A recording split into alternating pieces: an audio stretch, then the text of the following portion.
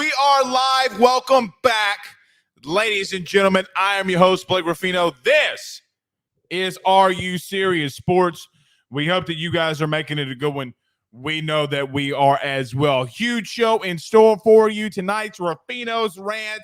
Texas A&M takes shots at LSU about recruiting, nonetheless.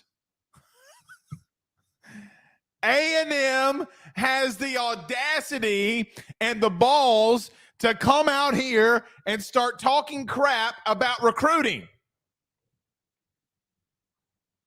If you missed it, late last night, and something that we had mentioned on the forum literally hours and days before, Bravion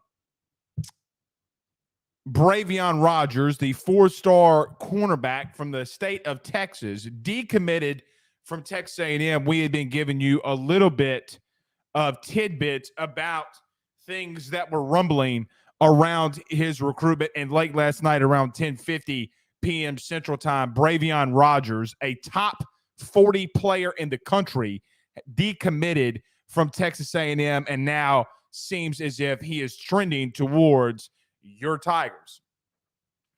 I was told, Zachy, I was told, Brian Kelly can't recruit. He wouldn't recruit.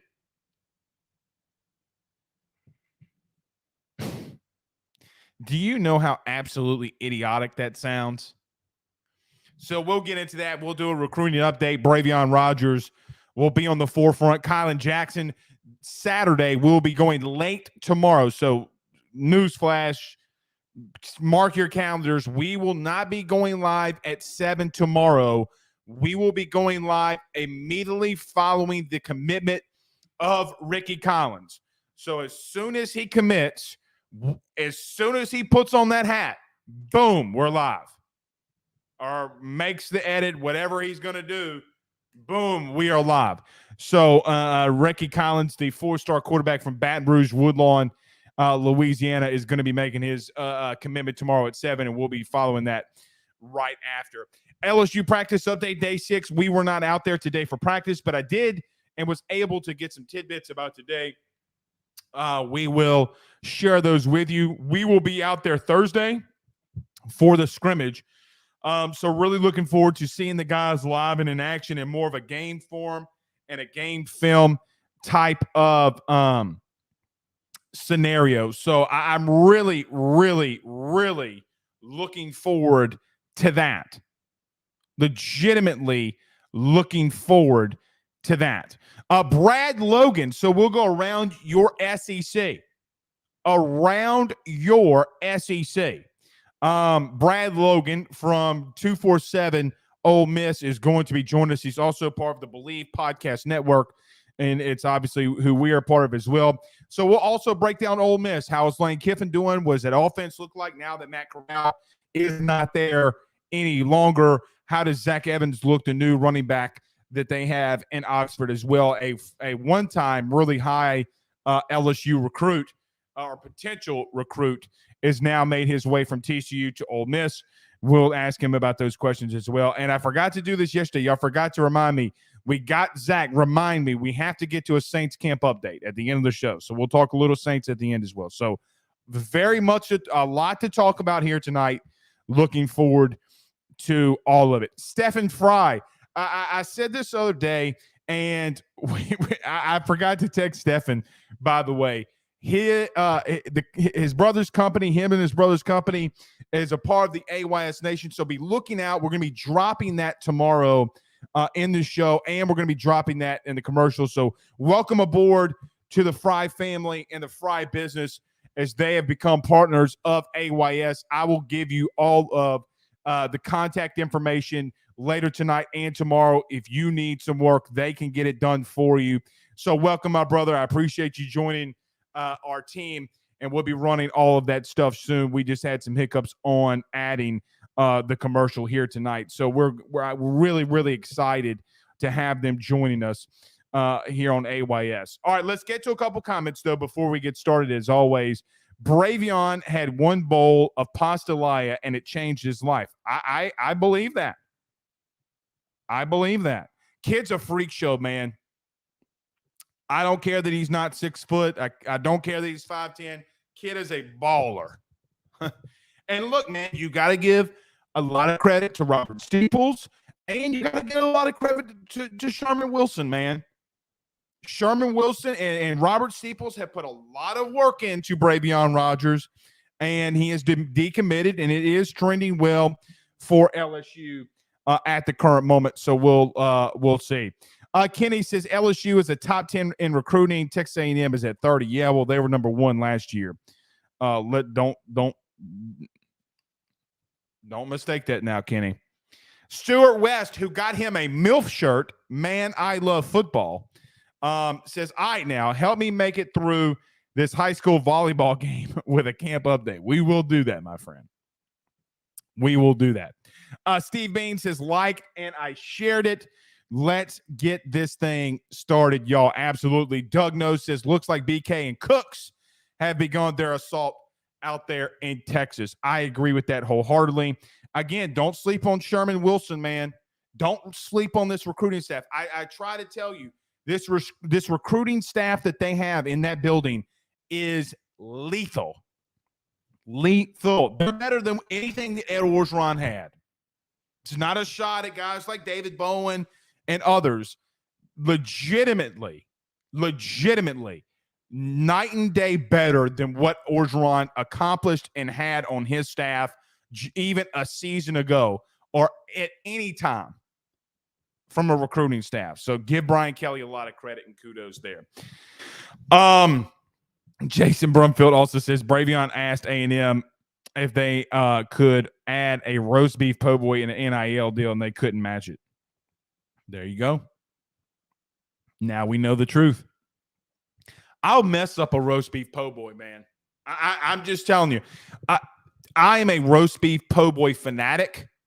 There are certain foods I like here, Zach. Roast beef po' boy is on is probably on the top of the list. Tuesdays, get out of my way. I'm going to do some tacos. I'm going to do some Mexican food. Tonight, my lovely wife, Megan, Taco Tuesday in the Ruffino household. No. I could dominate some chips and salsa, too.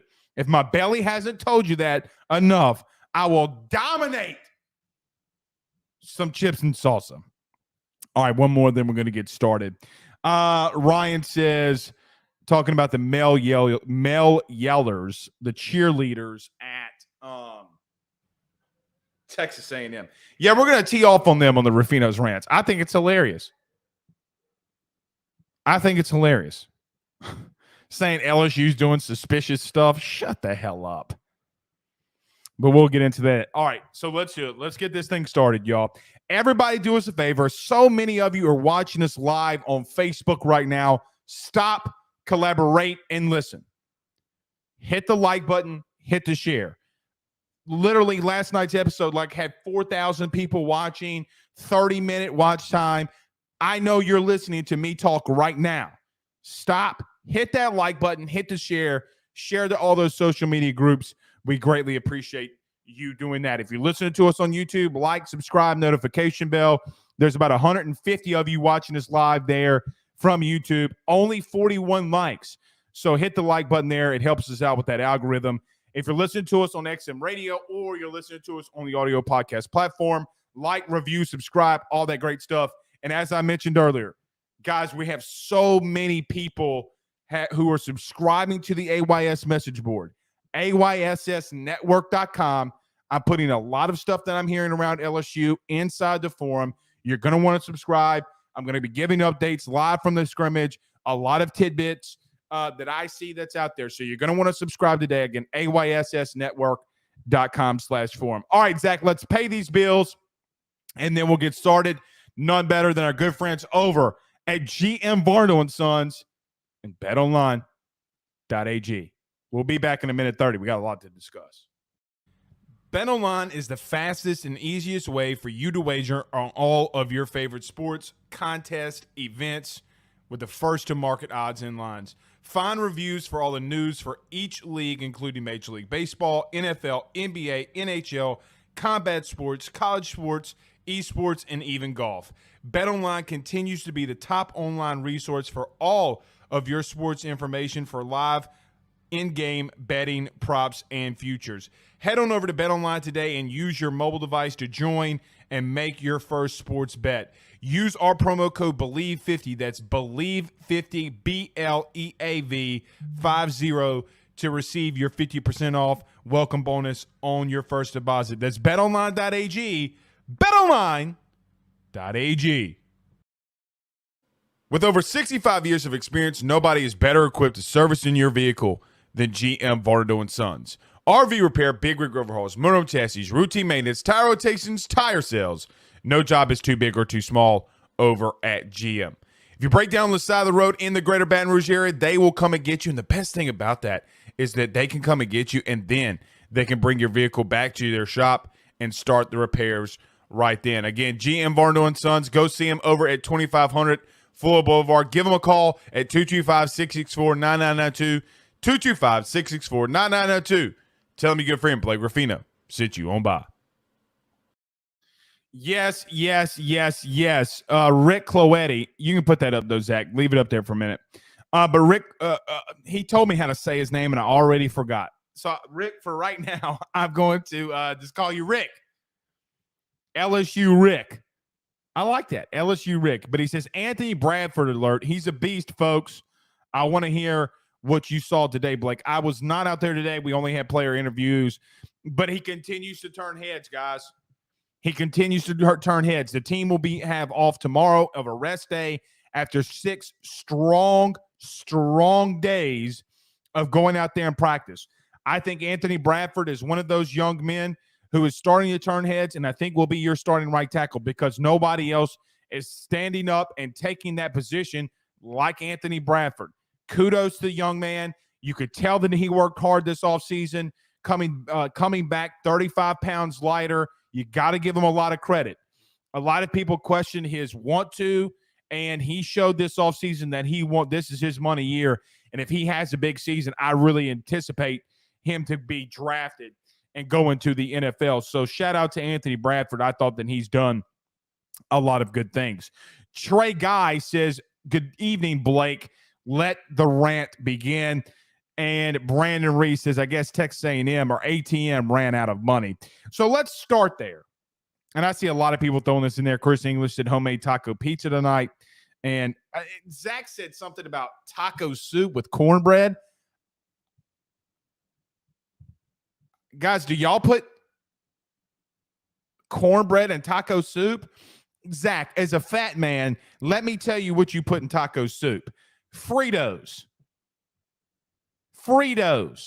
You do not put cornbread in your taco soup. You get the Fritos, you smash them up just a smidgen, you put the taco soup over it, a little bit of cheddar cheese, taco soup and cornbread. I mean, what in the Rudy Poo is that? Never in my life if I heard a grown man with a full goatee, nevertheless, put cornbread with his taco soup. Anyway. Okay, so let's get this thing started. If you missed it last night, let me reiterate, and then we'll get into this. If you missed it, a very highly rated 4-star defensive back from the state of Texas, Bravion Rogers, was committed to Texas A&M and decommitted late last night around 10:50.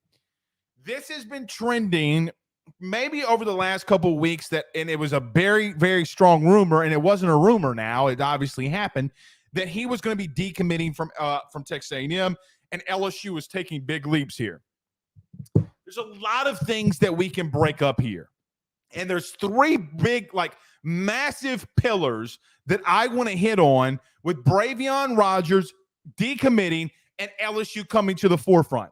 I swear to everyone on this platform, everyone listening, to the 400 plus people listening to us right now on all 3 platforms, listen to me. I thought Texas A&M had more money than Jesus. I thought that Texas A&M had more oil money than Cooter Brown. I thought that Texas A&M could out quote unquote bid for every single player in the country. And LSU didn't have a chance with any recruit that Texas A&M was going after. You're going to have to tell me, what is your excuse now? What is the excuse now with LSU and NIL? What is the excuse? Because now that a young man has decommitted and is trending towards your in-state school, your biggest school in this state, nobody is saying a word. Nobody's talking about LSU not being behind. Nobody's talking about LSU's collective. Nobody's talking about any of it. But the truth of all of this has always been, LSU's not out there being flashy. LSU's not out there with their chest sticking out. But if you think for one Rudy poo of a second that LSU is not preparing to dominate in recruiting, so then in future games and in future seasons, they can go out and dominate on the field, I don't know what to tell you. It's been the biggest lie on the face of planet Earth.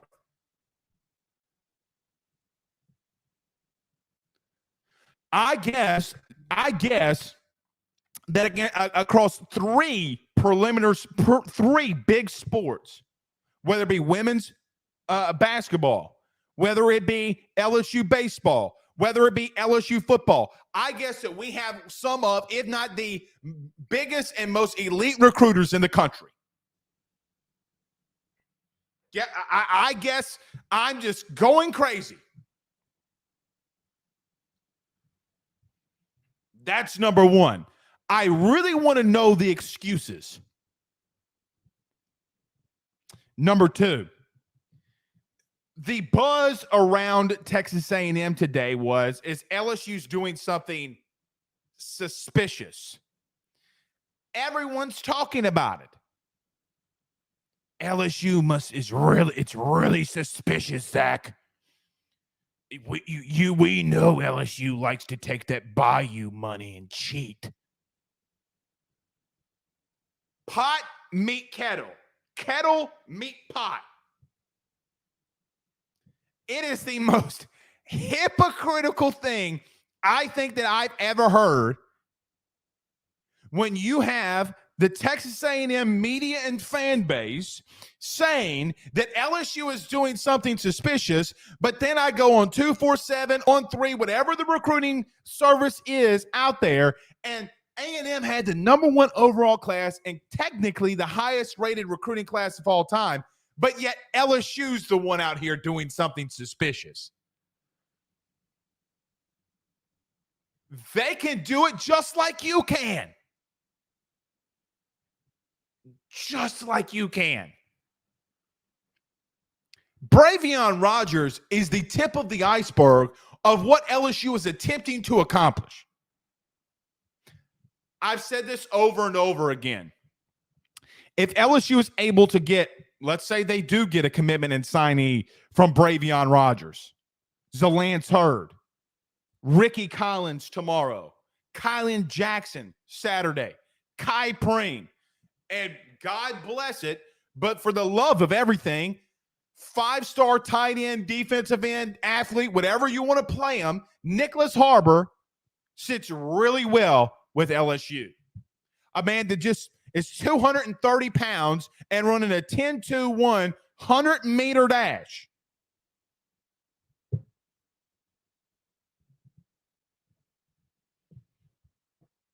Brian Kelly can't recruit. I like this saying right here from Aunt Marshall. He says, it ain't no fun when the rabbit has the gun. Bingo!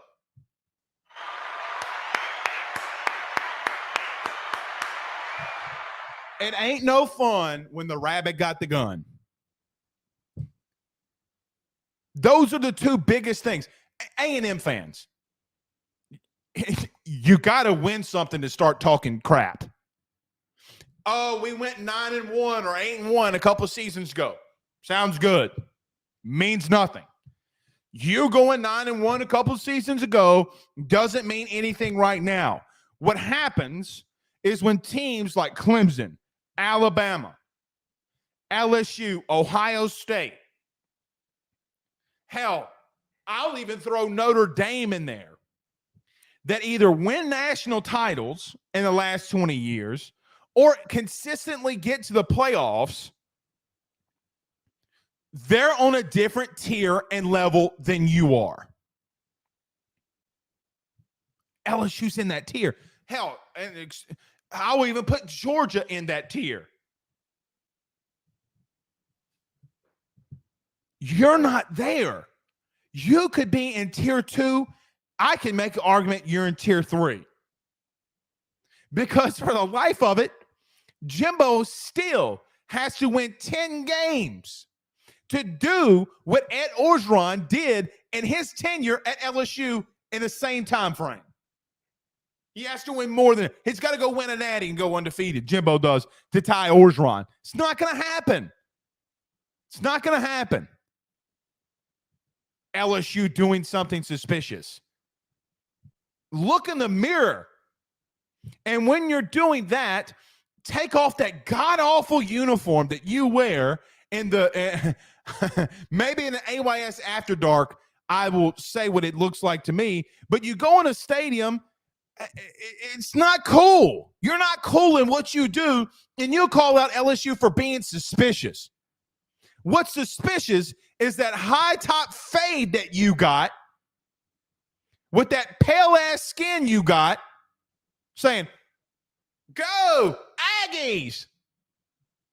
It's a circle jerk. You have the audacity to come out here and call out LSU. It makes zero sense to me. Here's the third and final point, and we'll get to practice update. Brad Logan joining us in about 5 minutes. Does it make you start thinking about what you thought or what was technically reported about an NIL for you? The chalky teams that are always recruiting at a high level, they're the same teams that's up there. Where is A&M? I'm not going to count A&M out, though. I don't care that they're 30th in the country. Let's see what A&M does. But I pray to – guys, you're a top 6 class in the country, only freshmen, and we haven't even talked about the transfer portal yet. And we're acting like LSU's behind. Ladies and gentlemen of the jury, if you consistently get top 5 classes in recruiting, that's how you win national titles. LSU ended at 6th last season with a total portal ranking, high school recruits. You get 5-star recruits. You're going to get 2 5-star receivers in this class so far. You get Harold Perkins. LSU flips Harold Perkins from Texas A&M, but nobody seems to remember that. It's only about what LSU didn't get. There is a storm coming. Now, LSU's got to take to the field, and they got to start kicking some ass. And let's go there. So before we get to the comments, not a lot coming out of practice today. We weren't there today, but there were some player interviews. Mike Jones Jr. spoke yesterday or day before, whenever it was. He was on the LSU Gold thing, and I thought that he did really well with that. But he just talks about the level of discipline that they have. And with all due respect to the top 25 AP coaches poll, you can't look at that defensive line at LSU and say, and not put on talent alone, you got to put LSU in the top 25. But the funny thing for me is there's so much irony building around Brian Kelly related to Nick Saban. It's kind of ironic, and I hope he doesn't leave us if he has that much success like Nick did. I know a lot of people are arguing. We had, Zach, believe it or not, we had like 62 comments outside of when the show ended last night on YouTube. Had to delete some of them because some of them got pretty outlandish. And guys, first off, don't talk about a player's off the field stuff. And we'll talk about that maybe on Twitter Spaces. But it's not us pushing a narrative for Jaden or Garrett. I thought I literally went to practice, came out here and said Garrett had a really good day. Jaden's running with number twos. The other day, Jaden ran with number ones. Garrett was with number two.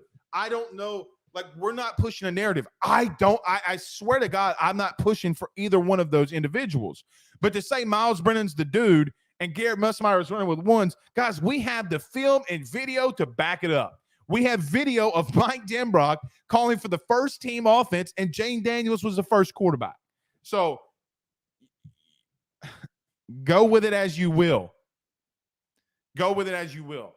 I'm monitoring Anthony Bradford really closely. I think that young man could easily work himself and work his way into an all SEC performer. Okay, let's get to a couple comments. Brad Logan joining us literally should be any minute. Looking forward to having Brad on the show. We'll go around our SEC. We'll talk some Ole Miss and get what it is that the Rebels have been doing this offseason. L.A. kind of Jeezy. I think El Jeezy is my favorite name of fans in the show at the current moment because I get to sing A kind of Jeezy. Zach, you were probably 2 when Akon was getting out of prison. But he does say can't wait for A&M's first year contract players to enter the portal.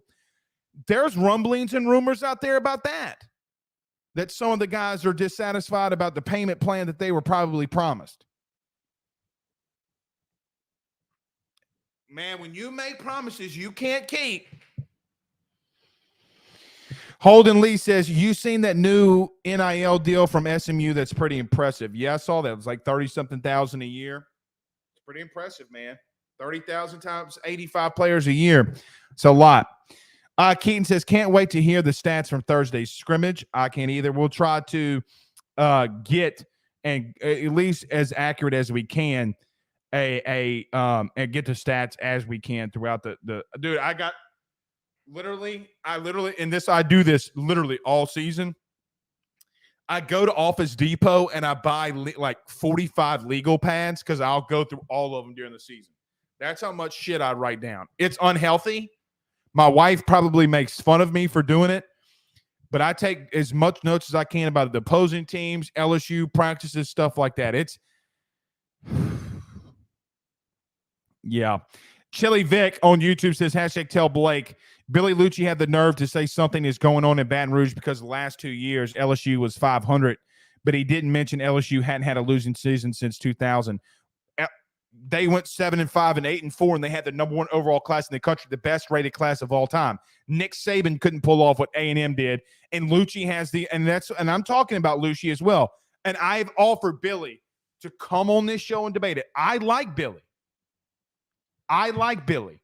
But if you're going to make claims like that, you have to be able to come on a show and talk it out and debate it. But every time I reach out to someone that we don't agree with, I say, I'll come on your forum or you can come on my forum and let's do it. And nobody ever comes on. I offered multiple challenges to people. If they want to come on to this show and debate that, they are more than willing to do so. More than willing to do so.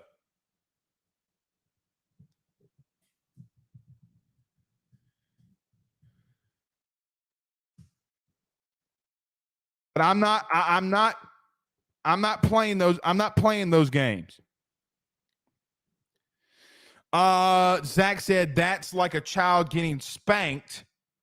Okay, this isn't starting off good because they got in trouble for being bad, but the parents are to blame somehow.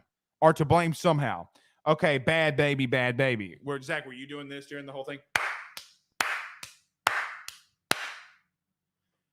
Dude, can I tell y'all something? I hope you people don't judge me. I don't think I'm a bad dad. I really don't. Ben got a little whooping today. I got to tell you something. I don't know who it hurts more, me or him. Dude, I got to walk away from him after he gets a little pop.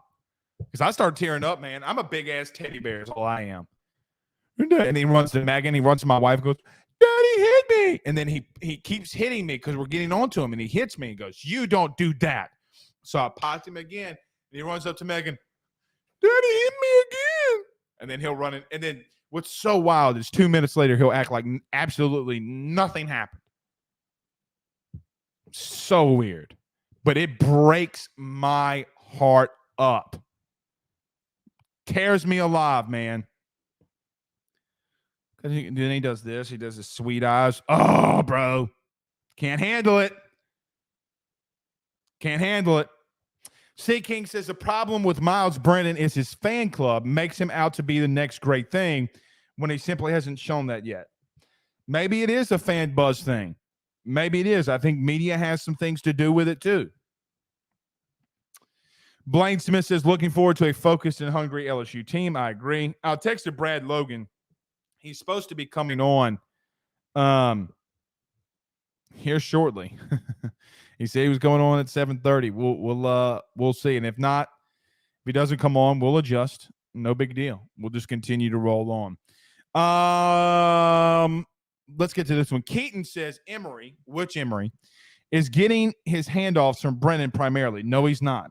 But that means nothing to y'all. Why wouldn't BK let the media think Nuss and Jaden were their front runners? But Keaton, that's just not true, buddy. That's just not true.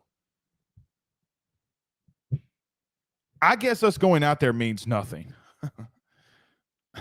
I guess. You know, it's like saying, it's like somebody telling you something. It's like somebody telling you something that when you were there to see it, and there's like, no, that didn't happen. Like, I'm watching it. Like, what are you talking about? Stefan, my good buddy, who y'all all are going to be using his company after tomorrow's commercial, but he says, I had to throw hands with my 3-year-old. Okay, I respect this. I like where this is going. Ba, ba, ba, ba, ba, ba, ba, ba, ba, ba, ba. Ba. I really would pay. You know what I'm thinking about doing, Stefan, very quickly? And I'll get to this. I'm thinking about throwing a pay-per-view event for Zach versus Ben. All right, everyone in the comments right now, who would win in a fight? My 3-year-old Ben or Zach? I'm going to tell you, I'm taking Ben. Absolutely no biased. I don't think Zach knows what to do when he goes underneath his legs and he pulls your pants down. He has this affinity for like pointing at you and pulling your pants down. Who wins in a fight? Comment in there. Who wins? All right. Oh, Zach, this isn't good for you, buddy. This isn't good for you at all. Jordan says Big Ben. Andrew Martin, who had the comment of the year last night. Andrew, DM me your address. I'm going to send you one of these AYS stickers. Ben by submission. Rick, LSU Rick says Ben. Kim, Bundy, Zeus, Wade, Charlie, James, Akon and LGZ, Chris, Steve, Doug Knows, all say Big Ben. Woo-hoo-hoo-hoo-hoo. Zach is a massive underdog. Stephen says Ben's taking him down at the knees and transferring that to some of the ground and pound baby. I don't know how Zach's going to feel about this. I have no idea how the Zach man is going to feel about this, but maybe at the end of the show, we'll let Zach tell the entire AYS world why he believes that he can beat up a 3-year-old. What an uncomfortable situation. Well, you know, Blake, this is why I beat your son up. What an uncomfortable situation we put Zach in. Look what y'all did. Why did y'all make me do this? Okay. We're still waiting on Brad Logan to join us. He said he was coming and to give him 1 minute. So we'll take our time and we'll wait for him to get in there. Patrick says, Blake, that's not a fair fight. I agree with that. I think Zach is in a lot of trouble. LGZ says Keaton is the president of the Miles Brennan fan club. Yet my man loves him some Miles Brennan. But Stefan said I had to throw hands with my 3-year-old to take some medicine the last night, bro. And he wouldn't tell me he loves me when I put him to bed. There is no worse feeling in the world. Whoo. Blake Schilling says Zach is the AYS punching bag.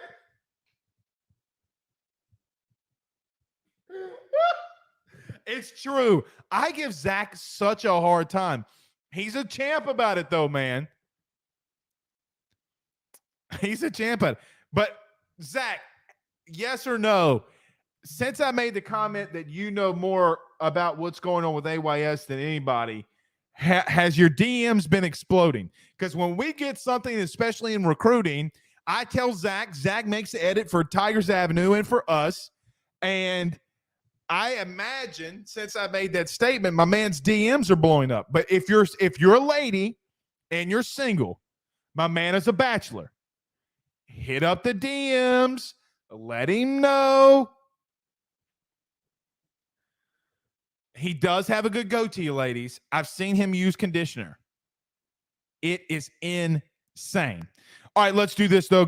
Zach, we'll wait for Brad. If not, we'll continue to talk some LSU stuff. We'll talk about Ricky Collins and Colin Jackson if he's not able to make it with us. But let's pay these bills very quickly. Let's talk about our good friends over at Gramco, thegramco.com. My good friend Carol Falls over at State Farm. But I do want to tell you about my good friend John Patton over at GMFS Mortgage. If you're buying a new home, saving money on the mortgage that you have now, or even doing a cash-out refi, the timing has never been better. Get in touch with John today at 225-614-1234. That's 225-614-1234. Let him know that your good friend, Blake Ruffino, sent you on by. All right, let's pay these bills. We'll be back in 1 minute. We got some more LSU stuff we got to talk about. See you soon. Guys, I've got to talk to you about our good friends over at Gramco. They are the Delta 8 company based out of the state of Florida. They're founded by college football junkies just like you and I am not sure if you're familiar with Delta 8, but you need to be. Gramco is the absolute leader in this field, and they have phenomenal products that I just need to tell you about. First off is the Wake and Bake coffee that is absolutely spectacular. The gummies are as well, as they're the best in the market.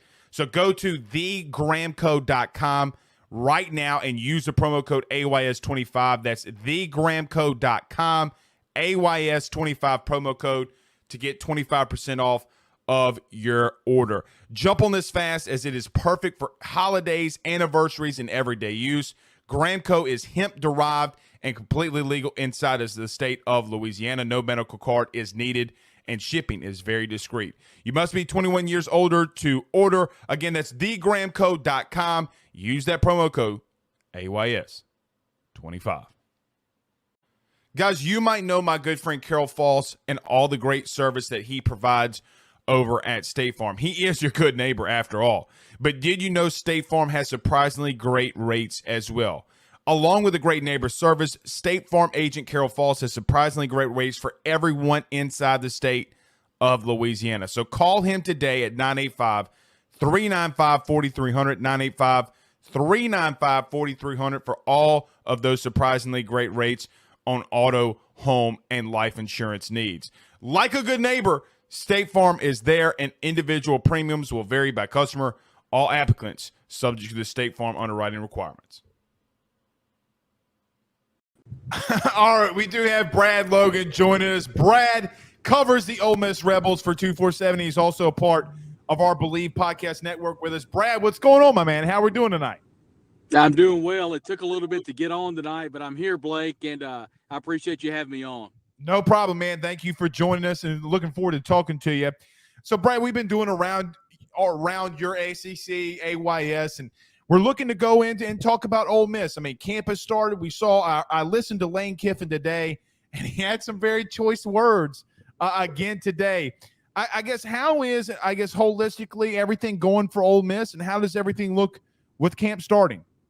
Well, today they went to shoulder pads and pads and hip pads and all that good stuff, full pads today. So I think more than anything, Ole Miss is excited about hitting someone. And, the defense is really good on that defensive front. They're running probably 10 or 11 deep, something that you haven't seen at Ole Miss in probably 10 or 15 years. The defensive backfield's also really loaded. So we saw a lot of striking today. We saw a lot of the younger players, specifically Davison Igbinosun, the talented defensive back and the number one player out of New Jersey. Really was coming up and making some licks today. So that defense has been fun to watch. I think it'll be a defense that's been better than the Ole Miss defense has been in quite a while. The question mark, obviously, is going to be at linebacker position. Losing Chance Campbell and Mark Robinson, two of the leading tacklers on this team, along with Sam Williams, who's now with the Dallas Cowboys. Those are two big issues, or actually three big issues. But the good news, I think they've got so much depth that the defensive backfield, that's going to help kind of plug some holes on the linebacker front. Offensively, it's a team that lost 85% of its offense last year. 95% of its running backs, along with Matt Corral, their running game was completely gone. But Lane Kiffin has been called the portal king, kind of stocked the cupboard, so to speak, with five-star running back from TCU, Zach Evans, and Ulysses Bentley from SMU, and then a heck of a freshman running back out of Alabama in Quidshot Judkins. Now, we're still not sure how he got out of the clutches of Auburn and Alabama. So that offensive backfield looks really good, and obviously the quarterback situation and the wide receiver situation both kind of in flux right now. So I want to go to the defensive side of the ball first, because I know we'll talk a lot of offense, especially quarterback, and I want to get an update on Zach Evans. Do you think that this is the best defense that Ole Miss has had under Lane Kiffin in his tenure? Yeah, and I'll go even further than that. Probably the best defense since the 2015 season. And then prior to that, it's probably you're looking into the early 2000s. And I think more than anything, it's kind of like the get off the bus type defense, to where you kind of see this team and think, wow, they look really good getting off the bus. This is the first time you've been able to say that Ole Miss has a defense that has that type of look to it. And I think a lot of it is because of the defensive line play. You got a J.J. Pegues that's transferred out of Auburn, Isaiah Iden, the JUCO guy that's coming in, is playing that defensive line position. We're really excited to see, some of the younger guys, how they've developed during the spring, and to see where they're going to be. You got an Ivy that transferred out of Georgia Tech, defensive end. So there's a lot of stability there with some transfers, some guys that are in like a Jamon Gordon, KD Hill. So a lot of depth. And from what we've seen, they've really come together and really gelled together. So without question, you talk about that, and then A.J. Finley leading that defensive backfield, along with some of the younger guys. We've talked about Igbinosun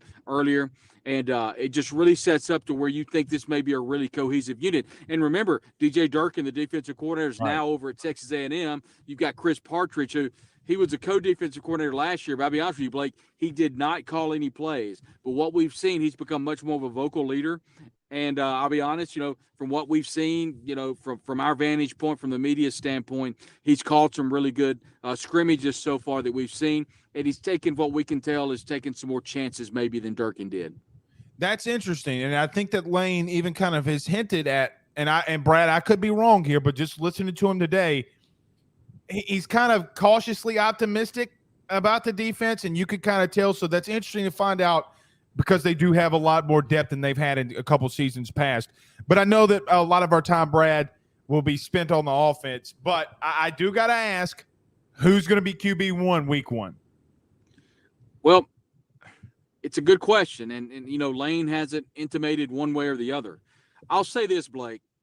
When Jackson Dart committed to Ole Miss and they had the NIL package in place, and he committed to Ole Miss and everything was kind of on the table that he was coming to Oxford, I think it was pretty much a standard that he was going to be the quarterback. Mm-hmm. And I think when that happened, Luke Altmaier, who, by the way, formerly committed to Florida State, a very, very credible quarterback out of Starkville High School, a four-star product, I think when he saw the pomp and circumstance, I think Luke went to work. I think he went to the gym. He got his nose in the books, and he started throwing the football around.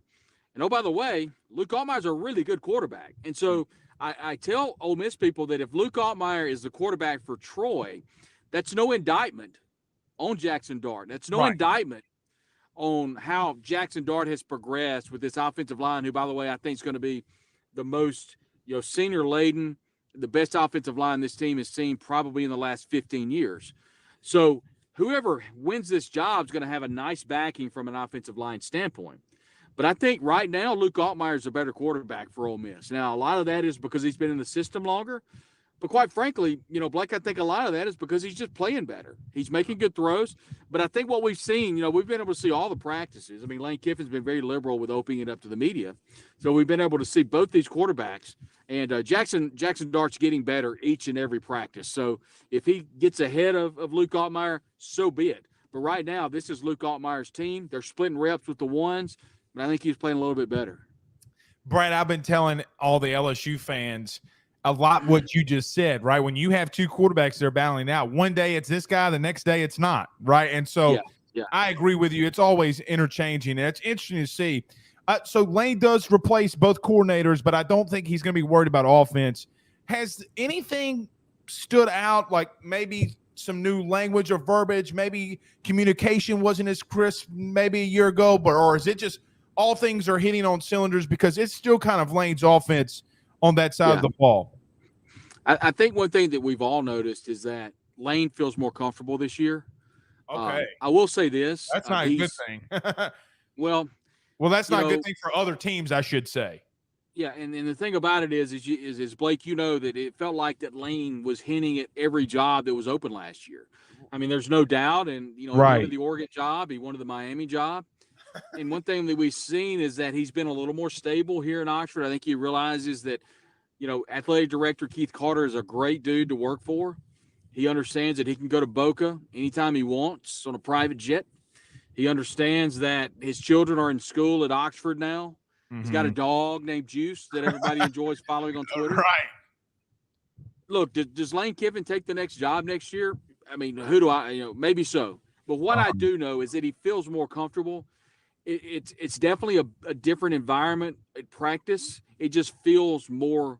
It feels like he's more in his skin, so to speak. And I may be just blowing this up for no reason, but that's what I've gauged. And with that comes a more comfortability with your players, with your coaching staffs. There's been a very seamless transition to Charlie Weiss Jr. I will say that. And it's been a seamless transition to Chris Partridge. Remember, Randall Joyner, an undersung hero for this team, incredible recruiter, specifically in the Northeast. He got the number one player last year in Taiwan Malone. He got the number one player this year in Davis and Igbinosun, the defensive back out of New Jersey, both those players out of New Jersey. And so he's an incredible recruiter. Players look up to him, and I think he's kind of the glue for this defense. Honestly, whenever DJ Durkin left, it was Randall Joyner that was kind of keeping things together, and then Chris Partridge obviously took the reins from there. I think things have come together so much better than I anticipated when I left. Brett Norsworthy works as a sideline reporter and the pregame host, I should say, for the Ole Miss Radio Network. He and I left the Sugar Bowl scratching our head thinking, boy, it's going to be a rebuilding year next year unless Lane does something crazy in the portal. And then only that, he recruited really well from a high school standpoint. He plugged in place. And, Mason Brooks has been terrific at right tackle. What happened, Blake, is they moved Nick Broker, who was the NFL drafted right tackle, down to right guard because that's what NFL scouts were telling him he would project as a lot better as a right guard. So they moved him from right tackle to right guard. They went to the portal, got Mason Brooks at right tackle, and now they've got a great offensive front. And by the way, Eli Acker out of Columbus, Mississippi, interchanging with Caleb Warren at center and left guard. And now you've got Jeremy James, who David Johnson, who's our editor at 247 Sports, says he thinks he's got a better draft grade than anyone on that line. So you start throwing out all those names, all that comfortability. We saw Mason Brooks get into it with Austin Keys, a starting linebacker. Yes, I say he got into it. It's a very competitive situation. That told us that Mason Brooks is really gelling with that offensive line right now. And the quarterbacks both have said the offensive front has been great to work behind. And so, they got a great defensive line to go up against every single day in practice. So that only bodes well for the season going forward. Brad, it seems like what I'm hearing from you is Lane took a lot from Nick. Build the lines of scrimmage and everything else kind of will fall into place. That's interesting. to hear it like that. But Patrick says, and ask you a question, says hashtag ask Brad, what do you think the floor and the ceiling is for Ole Miss this season based on what you've seen so far? Yeah, that's a good question, Patrick. And I think the floor is 6-6. That is the absolute bottom. I mean, everything has to go wrong to go 6-6 because the schedule is so, I guess you should say, conducive to win early on. I mean, the first 6 to 8 games are very winnable. I mean, I don't think Ole Miss will be favored on the road at Arkansas, on the road at A&M, and then at home against Alabama. The rest of the games, I guess that's 9 games, they'll be favored to win. So, right. Vegas has the over-under 7.5. I think that's a great number because I think Ole Miss goes 8-4. I don't think Ole Miss wins in Fayetteville. I don't think they win in College Station. I don't think they win at home to Alabama. The other loss is going to come either a combination of Mississippi State at home, Auburn at home, Kentucky at home. But I think they somehow come away 8-4 would be a decent season. I don't know how they get to 10, honestly, Blake. But, if they get to 10, they've had some things go their way. But I think 8-4 is kind of what I'm picking. The ceiling, by the way, would be definitely be 10-2. You got to have a lot of things go your way to go 10-2. Well, Brad, what's so funny, and I get that you're replacing a lot, but, man, you're a couple plays away against Auburn. I mean, if you don't go for it on 4th down, maybe you still lose to Alabama, but maybe you give yourself a chance. 2 more, Brad, and I know it's getting dark outside. I promise I'm about to get you out of these 2. Zach Evans. LSU fans remember him a lot, was highly recruited. Ed Orgeron went after him hard, but the Georgia thing, TCU, whatever it came out, but he transfers to Ole Miss. Kind of quiet, but here lately there's been some steam picking up, at least from what I'm hearing. How is Zach Evans transitioning to Lane Kiffin in this Rebel team? Transitioned very well, and I think it's been quiet because there hasn't been a lot to say because of how well Quinshon Judkins, the freshman, has been playing at running back. I mean, he has been taking – a lot of snaps, Blake, with the ones. And so the good news for that is if you get someone like a Zach Evans, you get a Ulysses Bentley to really run hard those first 2 quarters, then all of a sudden after halftime, you throw a freshman in there that runs like the wind, and the defense hasn't seen him. He's fresh. He comes into the 3rd quarter. So I think that's the mojo for Lane Kiffin. We saw him do that with Snoop Connor last year. Henry Parrish would come in the 2nd quarter. Jaron Ely would start the game, and then the 3rd quarter you'd see Snoop Connor come in. So kind of a you have that 3rd option. So he's fit in well, but you haven't heard a lot of him. You haven't heard a lot about so many of these other transfers on offense because, you like Jordan Watkins, a transfer out of Louisville. Haven't heard a ton out of him. We had a chance to visit with Jalen Knox today. Everybody just kind of had, of course, that transfer out of Missouri. Very quiet offseason and a very quiet preseason. And I think that bodes well because that means nobody's getting in trouble. Nobody's in the doghouse. Everybody's kind of, doing what they're supposed to do. And we've seen Zach Evans. He's not as big as I thought, but he runs more bowling ballish. He's not afraid to take a lick on, but he can absolutely blow through a hole. And when he hits that first speed, it's that burst of speed that makes him so much better than the rest. That's interesting because, you think of him at that size to just run away from you, but that's interesting to hear that he has that style of running ability. All right, last one, Brad. I promise. I know it's getting dark out there. You could go, spotlighting. It's getting so dark out there. Last one for me. Mike Bianco, man. I mean, is the man just eating steaks every night? I mean, how much is the Ole Miss fan base enjoying this win from Mike Bianco and that Rebel team? Well, I think they're proud for him. They're proud for Cammie, his wife, and his family. But I think more than anything is Ole Miss fans kind of get up. Ole Miss is not a fan base that wins national championships every year, Blake. Right. I mean, they have not won a national championship in a major sport since 1952 or 62. I mean, whatever. I mean, it's been a long time. And so they've been very close in baseball of getting to Omaha and then finally getting there. But they really just not only busted the door down, winning it all, I think was really cool to watch some of the fans have the opportunity to taste that national championship. And I think, folks that saw it and maybe some folks that were there in Omaha saw that Ole Miss just took over the town and took over the stadium. And I think, from going for the very last team in, to not only the last team in, you go on the road, you beat a really good Miami and a really good Arizona team. Then you've got to go in-state on the road in a hostile environment at Pete Taylor Park at Southern Miss, beat Southern Miss, and then claw your way into Omaha. And then I won't even go through the gauntlet they went through in Omaha and beat a great Oklahoma team. That says a lot about Mike Bianco as a coach. Perseverance. We had him on our podcast a couple of times, Blake, and he was just could not have been nicer, but was basically saying just when he left. The biggest thing I'll leave you with this is he said when I left LSU, we not only went to Omaha almost every year, we won it every couple of years. Mm-hmm. So I thought, how hard can it be to win it? At Ole Miss. He said, I learned real quick that not only is it hard to win it, it's really hard to get to Omaha as well. So, and they did. I mean, they got to so many supers, Blake. They were 1-7. I know. In getting to Omaha, and so to go from 1-7 to 2 for 8 and win a national championship, Ole Miss fans will take it for sure. Well, I'm happy for Mike. Him being, I gotta be honest, Brad. I was cheering for him. I mean, look, I grew up and he was coaching third base. You know what I mean? Right. Mike Bianco has been here a long time. Guys, this is Brad Logan, inside of the Rebels on 247. You can follow him there. We have his Twitter handle right here, Believe in Ole Miss Podcast on the Believe Podcast Network. Brad, thank you so much, buddy, for coming on. And we'll look forward to having you on again this season as the LSU Tigers and the Rebels kick it off soon. Look forward to it, Blake. Thank you. All right, that's Brad Logan joining us. Absolutely fantastic in what he does. Go subscribe, rate, review, all that good stuff on his podcast, Believe in Ole Miss. I check in on it as much as I can because, like he said, he has on Mike Bianco, a lot of guys, Kiffin. I mean, it's really really fun to listen to because I think Brad asks guys like Lane and Mike some really tough questions that need to be asked. Robert, I saw this. I don't think, and he's asking about the up-tempo offense. I don't think that's slowing down. I don't think that's slowing down at all. Like, at all. So, all right, let's do this. We'll bring Zach on. Let's pay some bills very quickly. I want to know if Zach can beat up a 3-year-old. And we got the Saints camp reminder. I thank you, Don, for giving me that. So let's do this. Let's pay these bills very quickly, and then we'll be back. Let's talk about our good friends over at the Drake Williams Law Firm, the DrakeWilliamsLawFirm.com. Guys, we'll return in 45 seconds.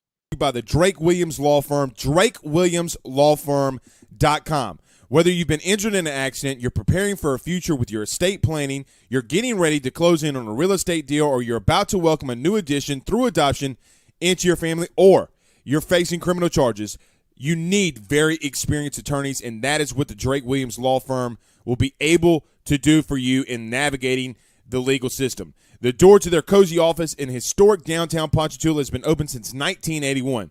They have helped thousands and thousands of Louisiana families and individuals win cases, close on real estate deals, and regain that peace of mind. Their lawyers over at the Drake Williams Law Firm, Ernie Drake III, Ryan J. Williams, and Summer Vignair, are very determined, compassionate, and dedicated to their craft. It's the Drake Williams Law Firm, DrakeWilliamsLawFirm.com. Give them a call today at 985-386-7600. Tell them your good friend Blake Ruffino at AYS sent you on by. I think Zach's camera just so happened to be going in and out. So Zach is scared of my 3-year-old son, Benjamin. He doesn't want to face the music. Okay, Zach, we hear you. We hear you. Oh, Mr. Blake, my camera. Mr. Blake, my camera. Trying to get Zach on here. Let's see if it works. Zach, question for you. Can you beat up a 3-year-old? Yes or no?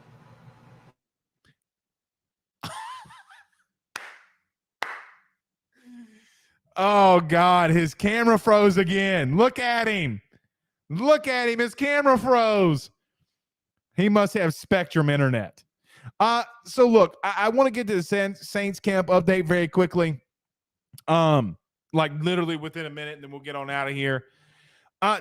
Dennis Allen talked about today that Jameis Winston was fine, a little nicked up, sprained his foot, no big deal. He'll be back out there. Guys, I got to tell you, I'm really loving the maturity level of Jameis Winston. Let's see what Jameis is able to do in this offense. There's a lot of things going in the right direction. I think Tyrann Mathieu and that defense is going to be deadly. Guys, I could see them making a real big push to the Super Bowl, barring how Jameis is able to play. All right, Zach's not going to be able to come in. He's not going to be able to come in. Patrick says, how's the poor man supposed to answer that? I don't know. The camera keeps, the camera keeps going in and out. I think he's doing that on purpose. I think that he's 1,000% doing that on purpose. I have no idea what's going on here. No idea. But look, in reference to the Saints, I do like what I'm seeing. I still do worry about the offensive line at times. What happens when Andrews Pete gets hurt, because he's been hurt legitimately every season he's been a New Orleans Saint. Can you plug in a left guard? You got a new starting left tackle in Trevor Penning. He continues to get in fights when he has no business in getting in fights. He needs to calm down a little bit. But I still think this defense is one of, if not the best in the entire NFL. So with that being said, I'm really looking forward to their season, as me and my wife, Megan, have bought our season tickets right there on the 50. Looking forward to going and watching them. All right. We will see y'all tomorrow. Don't forget, live after Ricky Collins' commitment. So probably about 7:15, 7:30, we'll be going live, and we'll be covering it all. But until then, guys, y'all have a good night.